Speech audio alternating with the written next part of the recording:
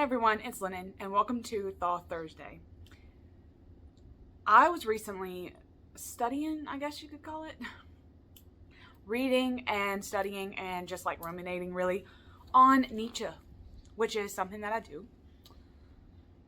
This book actually, thus Spoke Zarathustra by Friedrich Nietzsche, is one of those books that are considered sacred text to me for the bibliomantic properties that it possesses, like the ability to just pick a page, any page, and when I read it, it just seems to be in a language that I understand, and it's, I don't know, there's something about Nietzsche and the style of writing and his philosophy, I guess you could say, that I jive with. But I was, I guess you could say introduced to what Nietzsche's philosophizes as the three metamorphoses, okay? And these are three stages in human transformation, human development, to live a fulfilled life. But there's something very, very interesting about the three metamorphoses, okay? Let's see if I can read a little bit. Okay. Now, in the the transformation metamorphoses that Nietzsche talks about is in the very beginning of this book. So, one of the first section, one of the first sections, you know. I tell you of the three metamorphoses of the spirit, how the spirit becomes a camel. See where I'm going with this? The camel, a lion, and then the lion, at last, a child. Now, if you know Thoth, you know where I'm headed with this.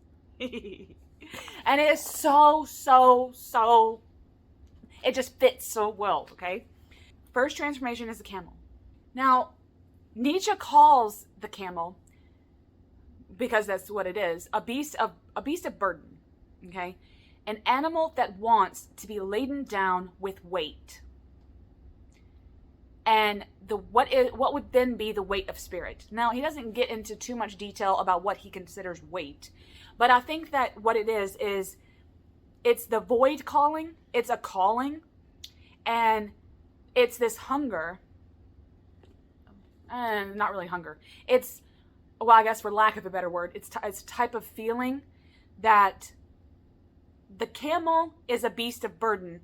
Therefore, the weight that he hungers for is because he's built to carry such weight.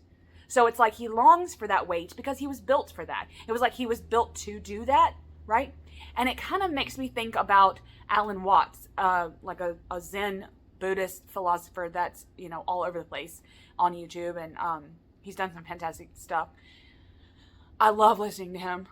He had talked about the difference between human being and human doing, and how largely, especially in the West, okay, we are human doings. We do things. When someone says, describe yourself, we tell them what we do, you know. We don't tell them who we are. And the main reason we don't do that, like if someone says, hey, tell me a little bit about yourself. You tell them what your job is. You tell them you're a mom. You tell them you're a dad, sister, brother.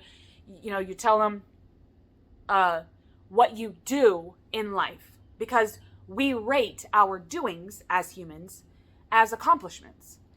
And largely, to an extent, we don't know the self and can't. So, which is something Alan Watts gets into, which is something that I kind of believe. So, it's this beast of burden is the camel, okay? Now, if you're familiar, there is a camel in the priestess card of the Thoth. Right there. Okay?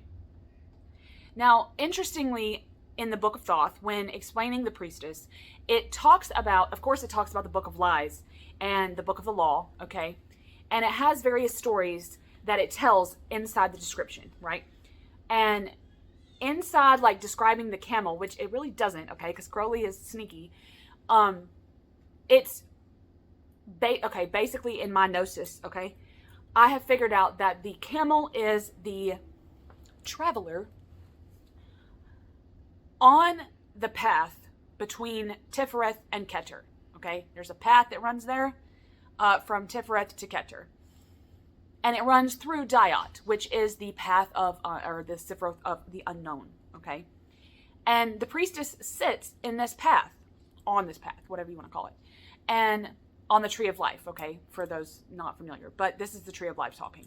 And so it just gets me to thinking about all of this. The path, traveling either from top to bottom, which if you kind of think of, but it does always, okay? It's not just top to bottom or bottom to top. But this path runs specifically from Tiferet to Keter, and then either or from Keter to Tiferet, just to simplify things. And it runs through Dayat. So if you think about Tiferet being beauty, this is like glitter. All that glitters isn't gold, shit like that, right? And then Keter is this like crown at the top. So there's a lot of light involved there, because the next step after Keter is the Ein and Ein Sof and Ein Sofar, okay? Which is endless light light via nothingness. And we're talking about the Tree of Life, but in terms of the camel, the camel would be the traveler, burdened by all this weight, between the formative and the archetypal realm. So we've got formative, beauty in a formative way in Tiferet, and then we have beauty in an abstract archetypal way in Keter. Light. And I love thinking about that, but if our first transformation is to become the camel, or to be a camel, if we're already the camel. We're already the camel because what? Because we are human beings, human doing. And so the camel represents us as the sheeple, okay, if you will. The ones that want to do what we are destined to do, wants to be burdened by all that is the unknown. There's a void. There's a call from spirit, right? From Keter. And it sets us on a trajectory from Tiferet to Keter, okay? Now, we will be on that path forever. And long, okay? Eons, okay? And we'll get to that in a minute, okay? But, so the camel is very important because it's going to teach us who we are while we're doing what we are supposed to, okay? Now, in my recent deck, the Quintessential Thoth, link below, okay? Very, very proud of this deck. The Priestess card in this deck is a path, a very abstract path. And it reminds me that the light here is the light of Keter, okay? And we're going down this watery path, but the water is a mirage. Okay, the water is a mirage. The whole path is laid out through the path from Tiferet to Keter is laid out upon this vast desert. Okay, and we're burdened and we're hot and we're spitting everywhere as the camel. Okay, and we're headed towards the light because we're called to the light like a moth to a flame. But we'll be on the path looking for bits of more burden as we go, and we'll be on this path forever. And we're constantly going to see mirages, obstacles in our path, spiritual path, okay? And once there'll come a time, okay, where another transformation is needed. You become too burdened by your journey. You'll become too burdened. You become like that bag lady in Labyrinth, okay? I keep thinking about her. This bag lady in Labyrinth, and she's just got everything on her, and she thinks that that's what makes her. But then she realizes, not her, okay? I'm going off on an analogy here.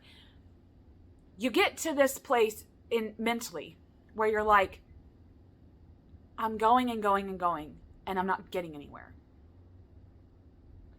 And in that moment, you transform again to the second metamorphosis. And that is the metamorphosis of the lion. Now, to switch over to Rider-Waite-Smith really fast, we have strength, okay? the maiden and the lion here. Right? Very, we know this is a Leo card. We know this is a lion card. We know this is primal force card. We know this is fortitude. Okay? However, once we are the camel, we transform, okay? We become the lion. What does the lion mean?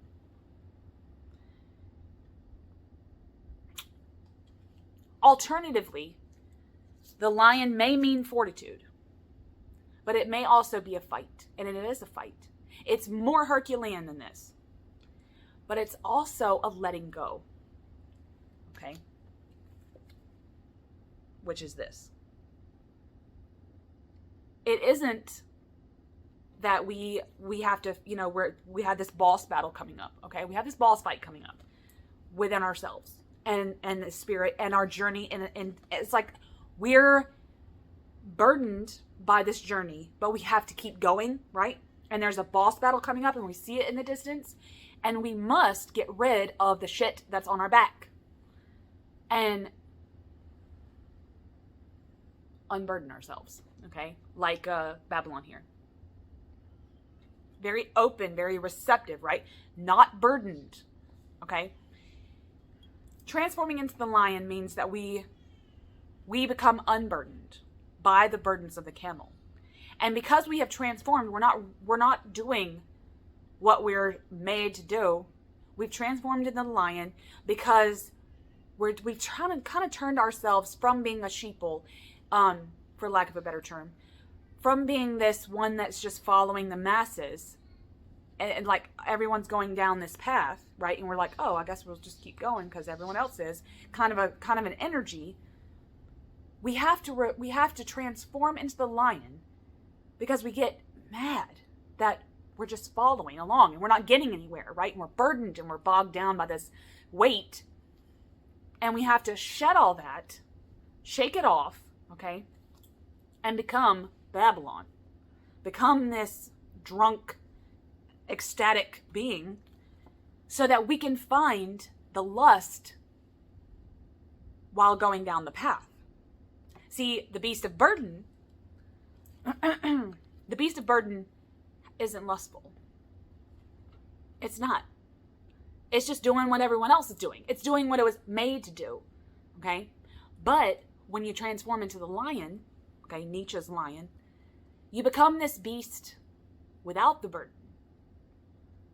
You become this beast within yourself. This lust, this transformation turns into lust of life, lust of the journey. And this vigor comes along with that, right? And the boss battle that's coming up with spirit, that this boss battle that you're fighting, you have to have something to fight for. That's what lust is. It's something to fight for. It's something to keep you on the path. The lust to stay on the path. Okay? Or to go on your own path. Excuse me. And so that's what lust is. The path that we're on, the light that we see is still a hunger. Okay?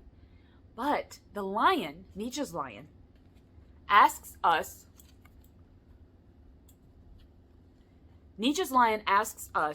to lust for the path. Find what's on the path that we can lust to keep us going, okay? So that we're not just blindfolded walking and burdened and bogged down. We're our own naked, it represents our own naked willpower. And we have to have a version of lust to keep that willpower strong, okay? That's all it is, okay? But that's still not enough. It's still not enough.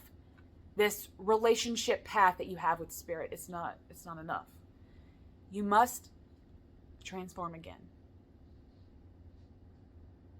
And it takes the willpower, okay?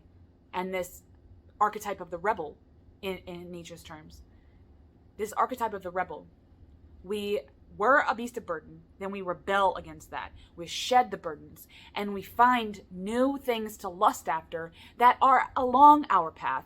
Then it becomes this, it's the journey, not the destination feeling and energy, right? Which is needed because we're still trying to do this. Okay, still trying to work to get to the light. But the lust isn't enough because we're just gonna, we'll bob around and flit within, we'll bask within the abominations. We don't want to do that because we still have to, there's still something we got to do, you know? There's still light at the end of the tunnel that we must face, okay? Lust in and of itself, and lust willpower, the energy thereof, is so much so that we would begin to bask and become drunk and ecstatic within our own abominations, okay? And it's like we're basking in our own hot tub of lust. We're soaking in this, and it's leisure and it's ecstasy and it's lust. But while we're in this leisurely state, we're not moving, right? We're not doing anything. So this we're like inside the cup of abominations, which is what's here in my quintessential thought. We're inside of it. We're stuck inside of it in this lust, right? In this leisure time. Because we see it and we get a taste of it. You know, kind of like Garden of Eden style. We get a taste of that and we're like, I kind of want to stay here for a little while, you know? Fuck the light. But anyway, I digress. So we have to change again. We have to transform again. And what is the third metamorphosis? The child, okay? The Aeon. It's so perfect, isn't it? Now the Aeon is the Horus, the eternal student, the eternal child, if you will, because we've already had the Aeon of Osiris. Okay, well, actually, we had the Aeon of Isis first. The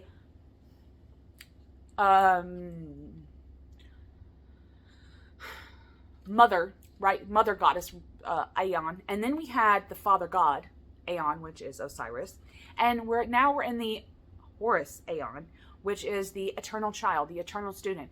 We're almost, I mean, if you kind of think about it, it's kind of chaos magic like this eternal child. We're doing what we want to do when we want to do it, and we're manifesting our own universe and our own destinies. But within inside of that, there is an innocence and a naivete and a lust for life in a more innocent way, right? And it's like that Picasso saying, it took 4 years to learn how to paint like Rembrandt, but it took a long time, I forgot the quote now, to paint like a child, right? And it's so true. We must be the child. We must become the child. So, we're on the path. We're doing what everyone else is doing. We're seeing mirages. And we're kind of like doing this. Like a camel. We're just doing this along the path, right? And the light is driving us like moth to the flame. But nothing's keeping us on the path but our own burden. Okay? To be what we're supposed to be. And do what we're supposed to do. But then we rebel against that. We're like, I can't do this anymore. I'm just doing this, you know, and my eyes are crossed. I'm not seeing anything. I'm not doing anything. I'm not engaging with anything. Why is Spirit doing this to me? And then you just let go of it all in an act of rebellion. Okay? You transform into the lion, Nietzsche's lion. And then after so long, you realize that you're stuck in the cup of abominations. Oh, Jesus. You're stuck in the cup of abominations. How do you get out? You must transform into the child. Okay? Now, in my quintessential thought, I have made like a sunrise sunset card because that represents the aeons to me. Anyway, so once we transformed back into a child, okay, into the eternal child, into Horus, the Horus mindset, Horus energy. The sunrise, a new aeon begins. And we look at the light differently. With a lust, yes. It's still this light calling us. But something in this new aeon, in the trumpet horn, if you will, okay? Like that. The trumpet horn. The lust transforms into a lust that we can sustain. A lust that will put us back on the path where we're not the camel and we're not the lion. We're going down the path as a child now. And as this child, we will get to spirit.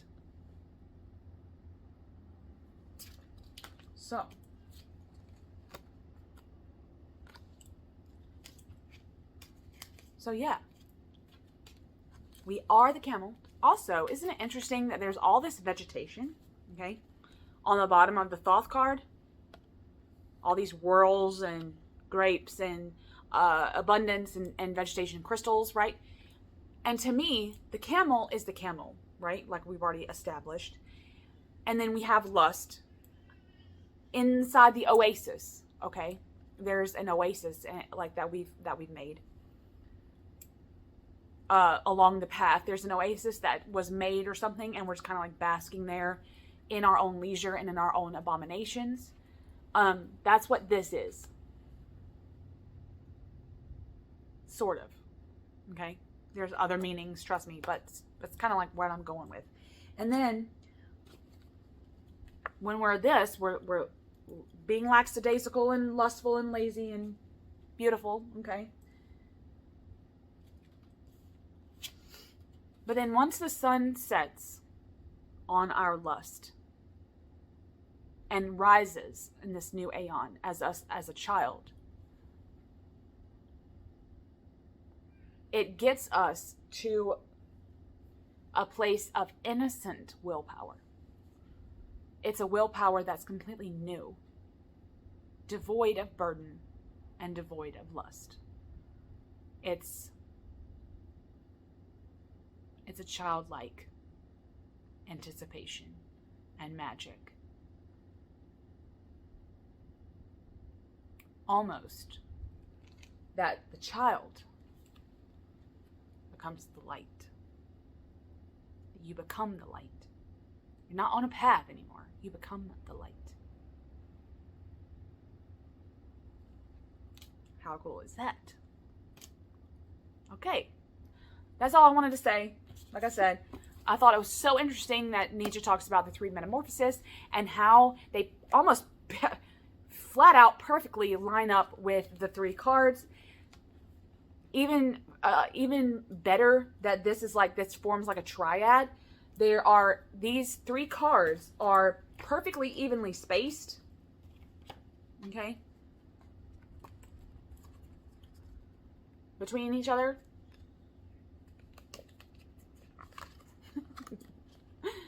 These cards are perfectly spaced between each other.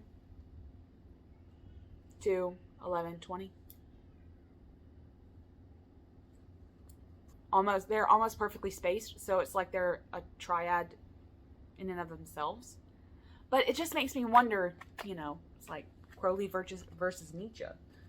And how I love to think about stuff like this. So, if you have any thoughts on Nietzsche and the three metamorphoses, or the three cards that we talked about, and what each means in terms of the transformations, I would love to hear your thoughts below.